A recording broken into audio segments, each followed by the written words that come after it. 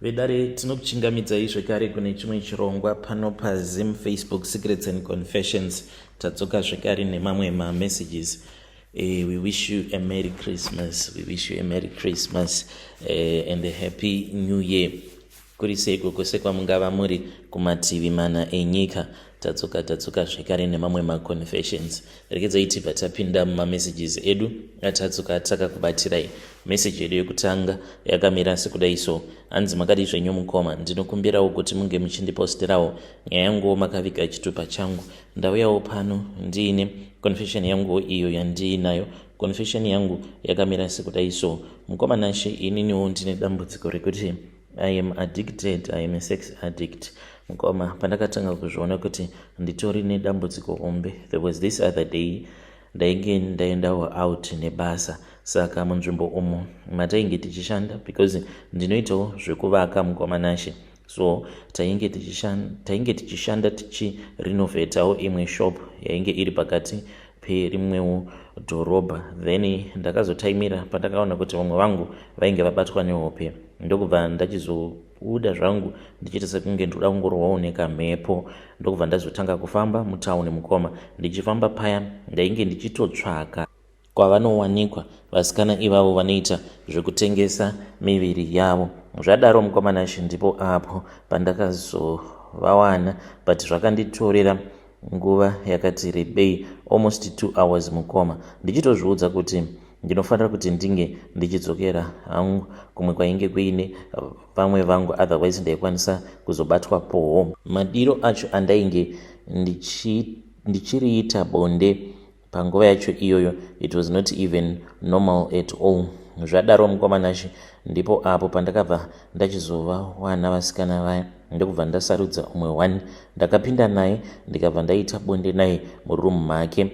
Ndakati ndapedza kuita bonde naye ndokubva ndati zvangu ndava kufamba mushure mekunge ndamubhadhara. Mukoma handina kana kure kwandakamboenda. Ndakadzoka zvekare ndokubva ndarara neumwewo zvekare. Mushure mekunge ndapedza kurara naye ndopandakazonzwa kuti ndainge ndava nani.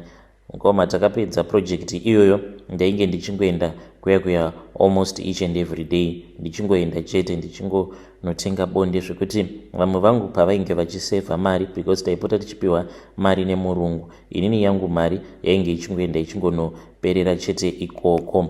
Ndipo pandakatanga kuona kuti nditori neproblem. Zvandakaona kuti ndainge ndiine problem, ndikabva ndati zviri nani kuti ndige ndichitsvaka girlfriend. Saka ndakabva ndachizonyenga umwe mukadzi, ndokubva andiramba.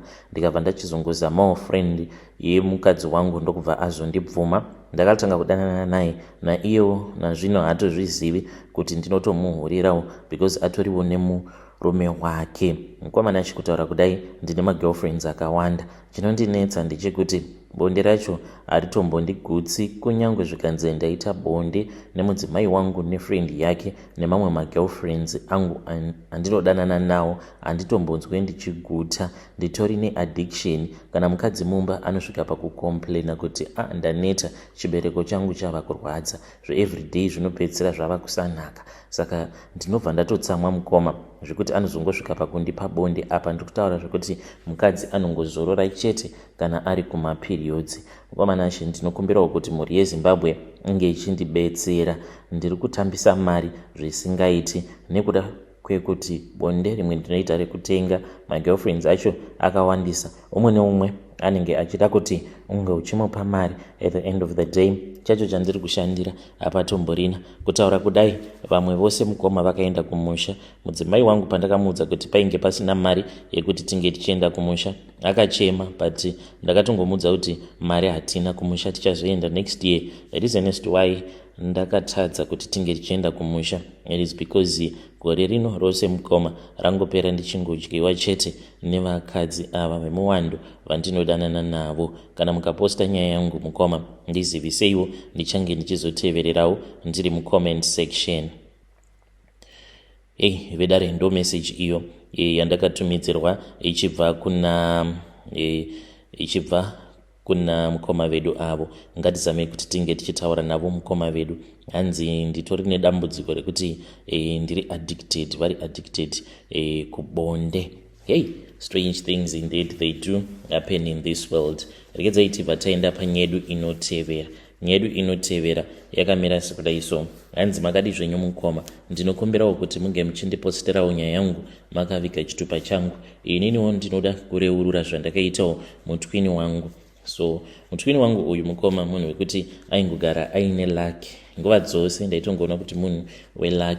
Saka mukuzonokura iye akaitawo mhuri yake, iniwo ndokubva ndaita mhuri yangu. Kutaura kudai ndine makore 51 years ekuberekwa. Mukomana shi ndakabva ndachizomutakudza mhepo yakashata. Saka mhepo iyi mweya wetsvina yandakamuberekesa mushure mekunge ndaenda kune imwewo n'anga. Saka ndichienda kuya mukoma, shuviro yangu yainge iri yekuti ndainge ndichida kuti ndinge ndichizoromba. Ndakati ndasvika kuya ndipo pavakandiudza kuti there was no need yekuti ndinge ndichitora chikwambo, ko ndaigozivei kuti n'anga dzose dzakangofanana dzinoreva nhema. So mukomana shi ndipo apo pavakabva vachizondiudza kuti plani yavo yavainge vainayo yainge iri yekuti tainge tichazoenda kumakuva.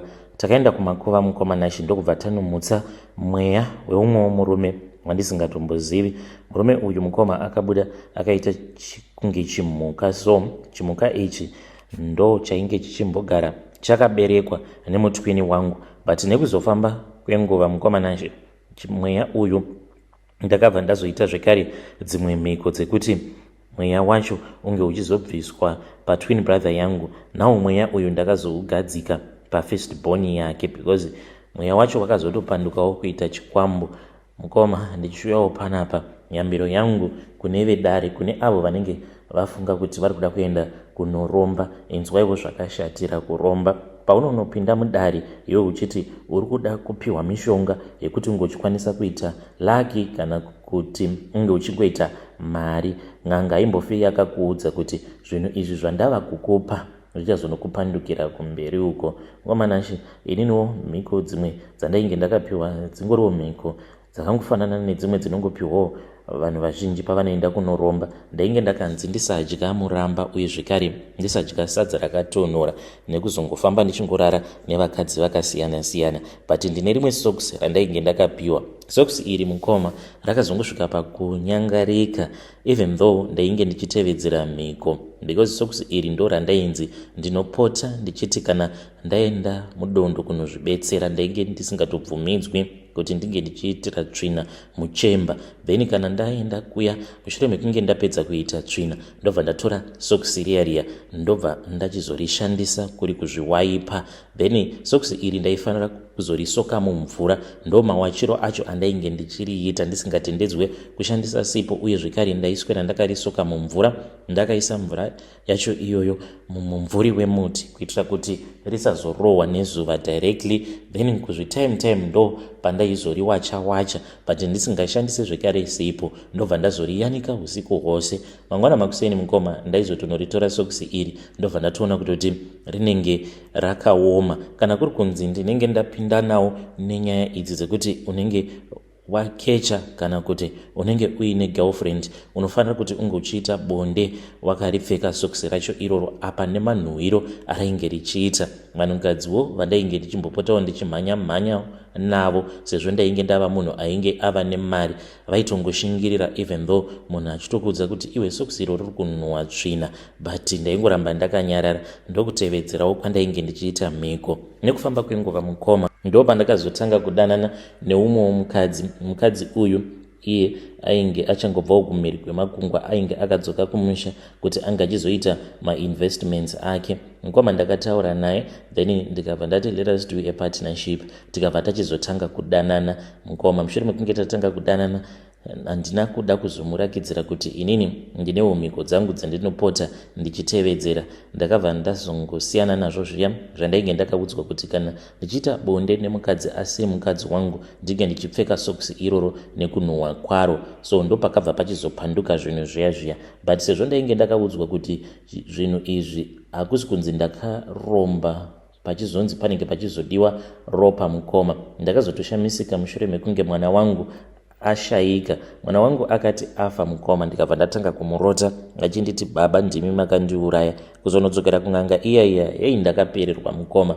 Ndakadzokera kuya wanikwe n'anga iya yainge yava kutoenda kuchechi. Yakagara neni pasi ikandiudza kuti yainge yakatendeuka, yakarasa mishonga yose. Ndakashaya kana pekutangira mukoma. Akabva anditi unge uchizouyawo kuchechi. Ndakambozama kuenda kuchechi kwekuya, asi inini mukoma hazvina kana kumbogara zvakandishandira ini zvekuenda kuchechi. Ndainge ndotorohwa manje nemhepo iya yemufi ichinditi ndainge ndakazvizororera wani.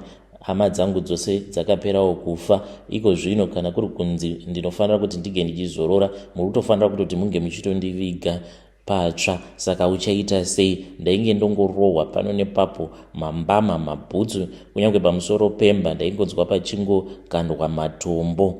Kuchechi ndakapedzera ndangoramwawo. Ndainge ndichienda kuchechi ikoko kwacho kwainge kuchienda n'anga iya. Ndakatomboedza kupupura pamberi pesangano, uye zvekare ndichitovaudza kuti nen'anga yacho yainge yakandirombesa ndiyo yainge yakatondudza kuti ndige ndichiuya kuchechi. But zvakaramba kuchinja. Ndakanamatirwa ndikakwira makomo ndichinamata, but still mweya wemufi waingoramba uchingondinetsa. Ndo pandakabva ndazoenda kune imwe n'anga. Pandakaenda kun'anga kuya ndakabva ndachizoudzwa kuti sezvo mutwini wangu iyewo ainge ava kupota achienda kumaprofita, zvainge zvonetsana zvekare nemweya wacho iwoyo ndichiitwa go back to sender nei. Ndikabva ndanzi ndaifanira kuti ndinge ndichiwedzera. Saka ndakabva ndazowedzera zvekare ndokubva ndatora imwe mhepo yechikadzi. Zvichireva izvo kuti zvikwambo zvandava nazvo zviviri, ndine chikwambo chechikadzi nechikwambo chechirume. Mukomana Shindo pandakabva ndachizosimudza mhepo iyo yandainge ndakatakudza patwin brother yangu,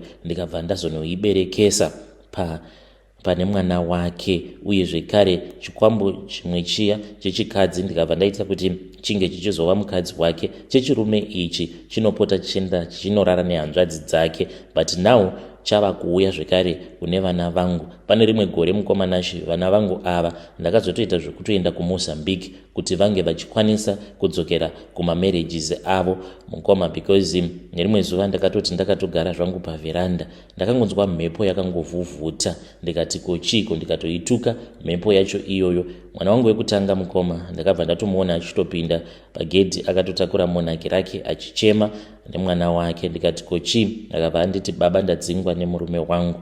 Pasina kana nguva takati tichiri kutaura nezvayo nyaya iyi, ndokubva kwapinda zvekare umwe mwana wangu ainge achichema zvekare achiti ainge adzingwa nemurume. Vose mukomanashi vakadzoka kumba in one day. Ndikatoona kutoti zvinhu zvainge zvatoshata. Chikwambo chiya ndo chainge chichikonzeresa kuti vange vachisemewa nevarume vavo. Ndipo apo pandakabva ndazotoona kuti zvainge zviri nani kuti ndinge ndichienda hangu kuMozambique. Ndakaenda kuMozambique mukoma ndikanopinda mumatare ndikaitiswa dzimwe zvekare mhiko, ndokubva vana vangu vadzokera kumamarriages. Saka mhepo yacho iyoyo yainge ichida kuti vana vangu vasagara mumamarriages, mhepo iyoyo inongotenderera mudzinza. Anenge asinawo kusimba mukufamba as in kuenda kumaprofita nekudzin'anga, uye zvekare neanenge asina kusimba pakunamata, mhepo iyoyo inoteverera iye directly mukomanashi. Ndiyo secret yangu iyowo yandiinayo, but zororo manje ndazoona kuti zororo handina,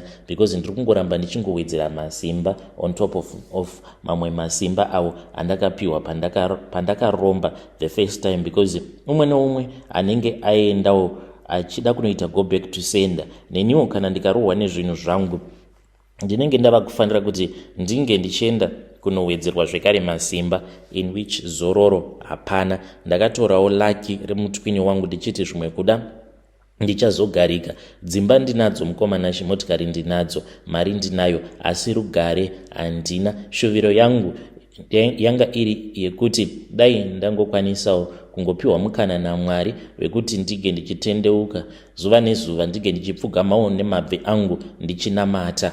But ndinoti kana ndikazama kuita izvozvo zvinhu izvi zvinobva zvandirova. Kushaya kuziva kuti zvinhu izvi zvichizondirova inhau yekuti Mwari wacho haana simba here, because ndinotombochema pazvinenge zvichindirova ndichiti Ishe Jesu, Ishe Jesu mambo wangu, ndinzwireiwo tsitsi kani, ndinzwireiwo tsitsi Ishe Jesu mambo wangu. But zvinotowedzera kundirova. Saka ndoda kubvunzawo zvekare kubva kune avo vanotevedzera chitendero cheChristianity kuti ko seiko iniwo ndichiti kana ndikadanawo zita raishe Jesu kwandiri risingashandi, asi muchiti hakuna zita rine simba seraJesu. Please post my story, ndichange ndichizotevererawo ndiri mucomment section. Vedare ndo message iyo yandakatumidzirwa ichibva kuna banguru avo. Anzi ndakatorera mutwini wangu Lucky rake. Now ndakazogadza mhepo yemufi pane mwana wake first born. Zvakangoma hazvo veduwe. Anzi kana kuri kunzi uri munhu wekuti haumbofambi, haunamati, mhepo iyoyo, the spirit of anti-marriage, inoita pati newe. Zvakangoma hazvo veduwe. I was hoping kuti tichange tichizowanawo munhu wekuti anokwanisa kuuyawo achitipa masermons here and there. If you are there, please feel free to come to my inbox as well. Then ndinozopota ndichimaposta panapa. Regedzai vatenda panyedu inotevera. Nyedu inotevera yakamira sekudai: sabotage mukoma, sabotage ndoye yatakaita inini naamai vangu. It was last year mukoma nashi, panewo imwe cousin sister yangu, she was supposed to get married ariko kuSouth Africa, but takasoenda kuSouth Africa kudhara. Paakaenda kuSouth Africa mukoma takatosara tichitoseka because ainge achiri kuma 16 years. Amai vachitoti aka ndo kachanoita kahure kekujoni. Ndainge ndisingatozivi kutoti amai pavainge vachitoisa zvituko pamusoro pake yainge iri nhau yekuti vainge vakatodzifambira nyaya dzacho. Vakazotondiudza last year mukoma kuti ipapo pavakangonzwa kuti ainge aenda kuSouth Africa, vakatanga vaenda kumasowe.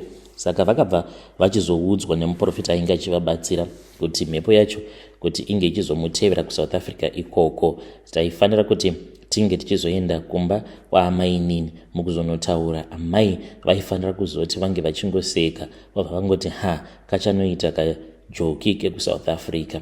Zvakatondinetsawo kuti ko majokes ava kuitwa namama, what type of a joke is that? Koma vakatoseka vakatoti memory not a real name. Aenda kuSouth Africa, mwana uyu nezera rake kachanoita kajoki kekuSouth Africa. Saka ndo zvavaingogara vachingotaura mukoma. Even ipapo paaitifonera achiti tasvika kunoku zvikadai ndava kutoshanda, amai vaingoti aka kachaita kajoki kekuSouth Africa. And zvichokwadi ndo zvakazoitika. Memo takazomunzwa nembiri mukoma yekutora varume vevanhu achirohwa achiita sei, aingodanana nevarume vevanhu chete. And kumusha haana kana kuzombogara akadzoka until last year. Saka last year manje ameno kuti chii chakazoitika, maybe mishonga yacho ndo payakazoexpire here. Paakatongotaura mufamily group kuti kune vaenzi vachauya kuzokushanyirai. We just thought kuti zvatanga, because I don't know how many times she introduced me to different men, zvekuti ndakasvika pakuzongonetawo kuti inini memo ndaneta shamwari. Nhasi uyu ndivo bamanini, mangwana ndivo bamanini, mangwana ndivo bamanini. At the end of the day ndozopedzera futi ndava kutukwa nevakadzi vavo vana bamanini vacho ivavo. Munhu uya mushure makunge azozviziva kuti iwewe uri kudanana nemurume wake, ndaneta memo. Iwewe kana uri kunzi haudi zvemarriage, just stay like that, but do not keep on introducing all of these boyfriends to us. Ndo zvandainge ndakamuudza ndisingatozivi kuti Mwari ndowe munhu wose mukoma. Isu tainge takatoroorwawo but kuchata tisina kuchata. Ndo zvakazorwadza manje amai vangu, neniwo zvikabva zvandirwadza. Munongoziva kuti mubereki wako kunyange akakukumbira kuti unge uchiita chivi chakaipa, kunyange usingadi kuchiita, but mubereki wako, there is this way yekuti your parent can convince you to do something that is evil even if you do not want to do it. Ndo zvakazoitika ipapo mukoma patakazonogadzira memo uyo. I knew that what I was doing was wrong because zvainge zvakatoitika kune vamwe vatete vangu. Saka vatete vangu ava vainge vakaparadzirwa marriage yavo neimwe friend yavo mukoma, zvekuti vakatosvika pakutoenderwa kuchipinge vakatombokuvara mukoma, zvekutonogara pawheelchair, marriage yavo ikatosheka zvekutodaro. But Mwari ndakaona kubata kwavo, Mwari vakapindira mukoma, chokwadi chikazobuda pachena. I was not supposed to be that kind of a person that will end up doing that same thing. Nezvose zvandainge ndakaona uye zvekare after finding out kuti zvesure God is for real, because shamwari iyi mushure mekunge tanzi tainge tichifanira kuti tinge tichimboenda pa 5 days dzekutsanya, akabva achizotongouya ega mukoma. Then she started manifesting, tikabva tazotodaidzwa kumba kwavatete. She was just sitting there achita sekunge munhu akagarwa nedhimoni, just manifesting, achitaura zvese kuti ndakazoenda kuchipinge ndikandotaura nasekuru Nhingi, sekuru ava vakabva vazonditi zvakati ende ndaitouya nemishonga yacho pano ndichitoisiya mishonga yacho, ndiyo yakazokonzeresa kuti unge uchizoita accident, because ndainge ndakatarisira kuti kana ukaita accident ukazoremara murume wako achasvika pakukuramba. Uye zvekare sekuru ava vainge vakandiudza kuti ndige ndichizodzoka kwavari, then vobva vazondipa mushonga uyo wandainge ndichazoshandisa kuti ndige ndichizokwanisa kukutorera murume wako. So mukomanashi, but after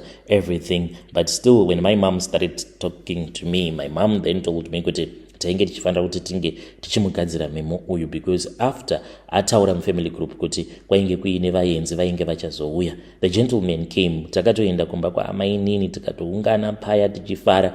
But mukomanashi, chandakazodzidza muupenyu ndechikuti pose panonzi paungana hama, vanhu munenge muchitofara, but it's not everyone anenge achifadzwa nezvaunenge waita mukoma, because ipapo inini naamai vangu tainge tatoronga kudhara kuti memo uyu haaifanira kuti ange achizoroorwa, because amai vainge vatondudza chokwadi kuti painge paine mhiko idzo dzavainge vakamuitira memo.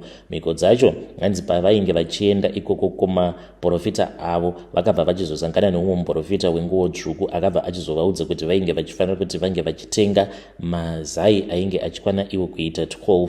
Saka mazai awa, zai roga roga, it represented 2 years, which means kuti memo uyu aifanira kuti ange achizoita jokere muSouth Africa for 24 years. Saka mushure mekunge vatenga mazai aya, vakabva vanzi vange vachitenga jira rered rainge rakareba iro kuita 2 meters. Then vakabva vazonzi vaifanira kuti vange vachizotenga chidhori zviya zvemababydol, vakabva vachizotenga nemapanga avo maviri, vakabva vazodzokera nazvo zvinhu zviya. Mushure mekunge vadzokera nazvo, vakabva vazoenda musango vanoti ndimo mavakanoitira mhiko dzacho idzodzo. Mushure mekunge vaita mhiko dzacho, vakabva vazonzi vaifanira kuti vange vachitsvaka murume ainge achazongovarara musi wacho iwoyo, zviya zvekuti vainge vava kutochita baba vangu, but izvi vakanzi vange vachizviita kwenguva pfupi. Yainge iri mhiko yekuti sekuchita kwavainge vaita baba ndo zvaifanira kuti zvinge zvichiita memo, zvekuti kunyange aine munhu waanenge achidanana naye anobva atanga kudanana neumwe munhu, obva atanga futi kudanana neumwe munhu, anenge atongova joki achitongoenda akadaro. So mukoma hanzi vakabva vachizoputsa mazai aya after 12 days, but mucheka wacho vakabva vandirakidza zvekare nemapakatwa aya, vakandirakidza vakabva vanditi mwanangu, nezvose izvi zvandakaita ndinotya kuti kana memo uyu akazosvika pakuchata, zvinhu izvi zvinokwanisa kuzondipandukira, ende handizivi kuti kana zvandipandukira imimi sevana vangu zvinozokukuvadzai here kana kuti zvinokwanisa kuzokuvadza inini. Ndokubva ndazobvuma mukomanashi. My mom convinced me after she had showed me everything. Saka vana bamunini pavakauya mukoma, no, it was not bamunini vakauya, but kwakauya sekuru vavo nehama dzabamunini, vakabva vauya vakabva vabvisa tsvakirai kuno. To our surprise mukoma, isusu tainge takangonzwa zvichinzi vahene ava vari kungouya kuzongokumbira list, but vakazotosiya mukoma vatombofamba nendima, in which we were not expecting that as a family. Amai vangu vakarwadziwa mukoma, vakaita sekunge vachayeredza misodzi, because tsvakirai kuno yakabvisirwa memo itori mari yakatowandisa more than mari yandainge ndakabvisirwa inini. Ndingangoti pavana vaamai vangu vose vasikana hakuna akabvisirwa mari samemo, ndo zvakarwadza amai vangu. Ndakazovaona amai vava kubuda, ndikatoziva kutoti amai vava kutoenda kutoilet kunochema, because amai vangu munhu wekuti havatani kuchema, kungodai vanenge vava kutoyeredza misodzi. Then later on takazoti tadzokera zvedu kumba, amai ndo pavakabva vazonditi ndachema mwanangu zvisingaiti. So memo nemurume wake vainge vava kugadzirira manje kuti vange vachizouya kuzimu, uye zvekare nekuzopedzisa nekuzokumbira muchato vainge vachida kuita a court wedding, because they were preparing kuti vange vachizoendawo ikoko kuchando nema-COS akati kuuya awa. Amai vakabva vadeclare vakati hazviite izvozvo. Tainge takatogara mukoma, ndainge ndiri kumba kwamama, takatogara mudining, vachideclare mukoma vachiti hazviko, hazviite. Memo iwewe haumbofi wakaroorwa memo, nekuti ndakakuudza kuti uri joki rekuSouth Africa. Vakaseka mukoma Nashi vakabva vati uko kwauri kuti uri kuda kuenda uchangonzwawo uye zvekare uchangoonawo vamwe vachiti vari kuenda, but iwewe ikoko haufe wakakuenda kwako kuSouth Africa. Uri kuzvinzwa here memo? Zvakangoramba, asi waifanira kuti unge uchiuya wakatarisa mudenga.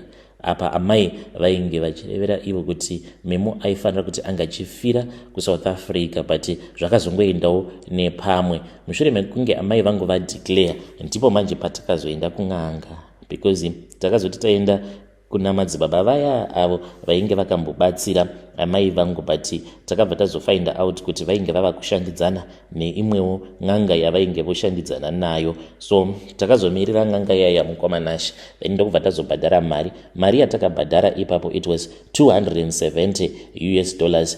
Then mushure mekunge tabhadhara mari iyoyo, ndipo apo patakabva tachizonzi taifanira kuti tige tichitenga huku. Takatenga huku, then nemamwe mafuta, handizivi kuti mafuta akaita sei, uye zvekare painge paine chimwe chidende chainge chiripo. Izvi takazonozviitira musango, because huku iyi takazonzi tinge tichiisunga. Takaisunga nejira rered, ndokubva tazoisa pamusoro pemahuswa, then ndokubva tachizoisa mafuta aya takange taikuvhura, ndokubva tamwaya chidende chiya mukoma takabva tazongochiisa pasaidi, then ndokubva tachizobatidza moto. Huku iyi yakatsva, uye zvekare ndaitoona hutsi huchinopinda muchidende chiya, then n'anga iya yakabva yazovhara chidende chiya, ndokubva amai vazogamuchidzwa chidende chacho ichocho.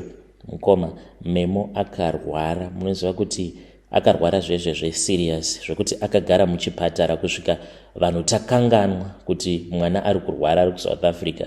Takatanga tichangoti memo kochiko chiri kuitika kuna memo, but kana murume wacho ega akazosvika pakutaura kuti iniwo zvandikurira, because kana kubasa handichakwanisi kuenda apa. Zvose zvatakaita mukoma Nashi zvakabva zvamuvharirawo murume wacho, zvekuti kana mari ainge ava kusakwanisa kuwana mari kubasa kwake ikoko kwatainge tichingonzwa kuti murume wamemo anonyatsokushanda ukabasa karibo, une mari, unodhiraivha motikari ikoko kuSouth Africa, une mapemiti, unei. Mukoma zvose zvakasvika pakuvhara, vakabva vatanga kutambura. Apa munhu ainge angori muchipatara, saka akasvikawo pakuchema akati iniwo handichazivi kuti ndoita sei. Mukoma amai nini vakapinda bhizi, tikatovabatsirawo nemari, vakaenda ava kuSouth Africa vakandomupepa memo uyu. Taitovatumidzira mari, because handiti ndisu tainge tichiziva kuti tainge takaita sei. Kamari kose kaya ako kavainge vakambowana mushure mekunge mwana wavo abvisirwa, ikako kakazongopera kasitomborina kana zvakainge kakamboshanda. Memo akazorikavha ake mukoma, but kutaura kudaiso nemurume uyayo zvakazosiyana, because akabva achizotanga kuhurira kamurume, handiti murume ainge otambura. Nanhasi uno mukoma Nashi akadzokera muchigemu chake ichocho chekuti nhasi sisi ndine munhu wangu wandoda kuti muge muchitaura naye, ende amai vakatonditi iwe usambomutsiura. Kana akangouya kwauri achiti sisi ndine munhu wangu wandoda kuti munge muchitaura naye, then unobva watongoti ndipika namba dzabamunini vacho, ende usambofa wakamutsiura kuti zvaari kuita zviri wrong. Mukoma ndizvowo izvo zvatakaita inini naamai. Ndokusaka ndati kana ari mubereki wako zvinotinetsei kuti unge uchiramba, unenge uchitoona kutoti zvinhu izvi zvandoda kuitiswa naamai vangu zvinhu zvisina kunaka, but amenoso zvinongoitika mukoma, unozongogumisidzira wazongozviita. Ndo zvandakaita mukoma Nashi. Kana mukaposta nyaya yangu ndiziviseiwo, ndichange ndichizotevererawo ndiri mucomment section. Vedare ndo message iyo yandakatumidzirwa ichibva kuna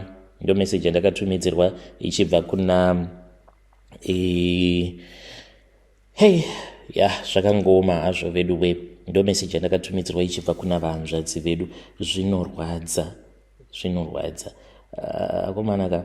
I think mukuronga zvimwe zvinhu just keep quiet, do not tell people. Hakusi kunzi unenge uchifungidzira kuti vanhu vanokuroya kana kupuma vanhu uroyi. Maybe if you just keep quiet, you do your things, you do not even tell anyone, because hanzi memo uyu paakauya kuSouth Africa kutaurawo kwakaita amai vake, then that was when amai vangu pavakazoisa macases paari. Zvakangoma hazvo wedwe. Iwe uchiti uri munzira kuenda kuSouth Africa, already people are cursing you. Zvakangofanana nevanhu vari kuenda kuchando izvezvizvi. Vazhinji makaenda ende vazhinji muri munzira muri kuenda, asi kune vakatoiswa macases paupenyu hwavo zvekuti maCOS awa anosvika pakunopera, asi chinenge chabuda hapana.